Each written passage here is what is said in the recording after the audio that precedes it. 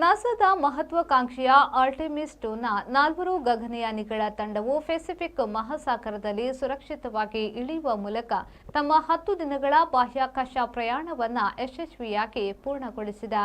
ನಾಸಾದ integrity ಎಂದು ಹೆಸರಿಸಲಾದ Orion capsule Pacific ಕಾಲಮಾನ ಶುಕ್ರವಾರ ಸಂಜೆ 5 ಗಂಟೆಗೆ ದಕ್ಷಿಣ ಕ್ಯಾಲಿಫೋರ್ನಿಯಾ ಕರಾವಳಿಯಲ್ಲಿ ಪ್ಯಾರಾಚೂಟ್ ಸಹಾಯದಿಂದ ಸಮುದ್ರಕ್ಕೆ ಇಳಿಯಿತು. 5 ದಶಕಗಳ ಬಳಿಕ ಚಂದ್ರನ ಕಕ್ಷೆಗೆ ನಾಸಾ ಕೆನಡಿ ಬಾಹ್ಯಾಕಾಶ ಕೇಂದ್ರದಿಂದ ಗಗನಯಾನಿಗಳನ್ನು ಕಳುಹಿಸಿತ್ತು. ಈ ಪರಿಭ್ರಮಣವು ಅಪೋಲೋ ಯುಗದ ನಂತರ ಚಂದ್ರನಲ್ಲಿ ನಾಸಾದ ಮೊದಲ ಪಯಣವಾಗಿದೆ. ಮುಂದಿನ 2 ವರ್ಷದಲ್ಲಿ ದಕ್ಷಿಣ ಧ್ರುವದಲ್ಲಿ ಮಾನವನ ಹೆಜ್ಜೆ ಇಡುವ ಪ್ರಯತ್ನಕ್ಕೆ ಇದು ಮುನ್ನುಡಿ ಬರೆದಿದೆ. 4 ಗಗನಯಾನಿಗಳಿದ್ದ ಅಮೆರಿಕದ ಓರಿಯನ್ ಕ್ಯಾಪ್ಸೂಲ್ ಚಂದ್ರನ ಸುತ್ತ ಪರಿಭ್ರಮಣ ಮಾಡಿದ ವೇಳೆ ಭೂಮಿಗೆ ಗೋಚರಿಸಿದ ಚಂದ್ರನ ಇನ್ನೊಂದು ಬದಿಯ ಈ ಹಿಂದೆ ಕಂಡಿರದ ಹಲವು ಚಿತ್ರಗಳನ್ನು ಸೆರೆಹಿಡಿದು ನಾಸಾಕ್ಕೆ ಕಳುಹಿಸಿತ್ತು.